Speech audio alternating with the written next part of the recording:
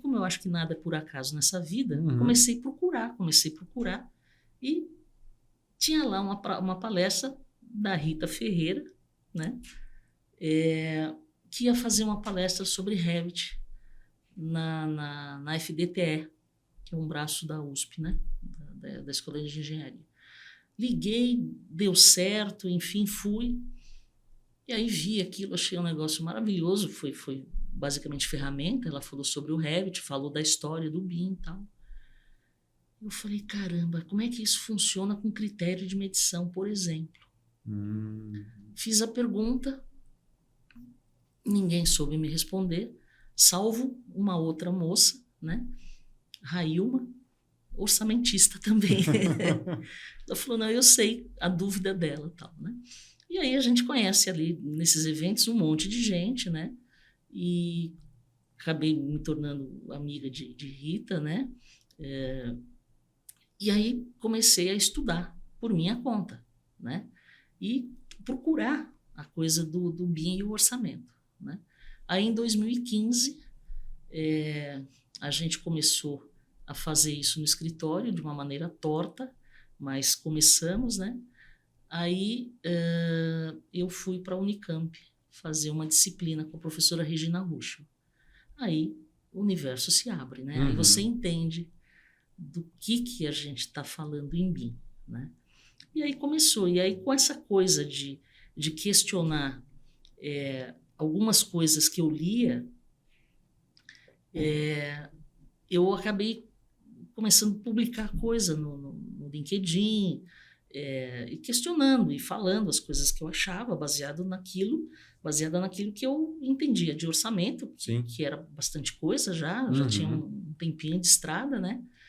Mas ainda era neófita em BIM, né? E aí as pessoas começaram a me dar ouvido.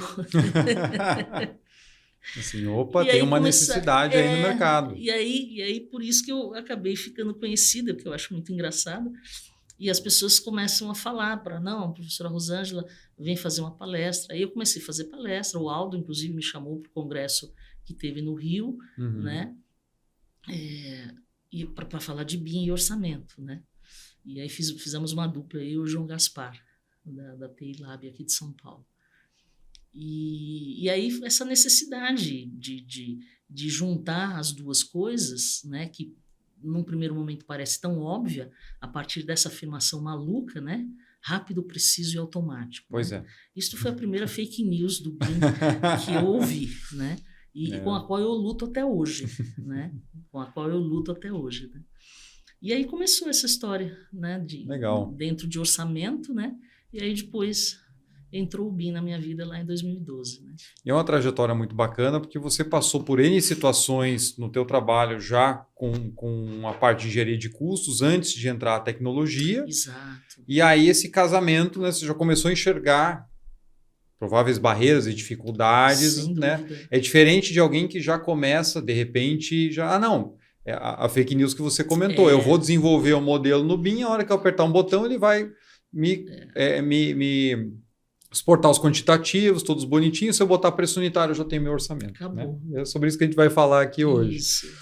E para deixar bem claro até para o nosso público, né, a gente está, de repente, mais acostumado a ver o famoso 4D, que é você juntar o cronograma com o modelo, Isso. ainda que, eu já trouxe algumas vezes, apesar de não falar tanto assim de BIM aqui no programa, mas já comentei várias vezes do que eu tenho visto no mercado em termos de dificuldade de contratantes receberem o modelo como deveriam, Exato. por uma carência de mercado que a gente vai falar também, mas o 5D a gente ouve muito menos.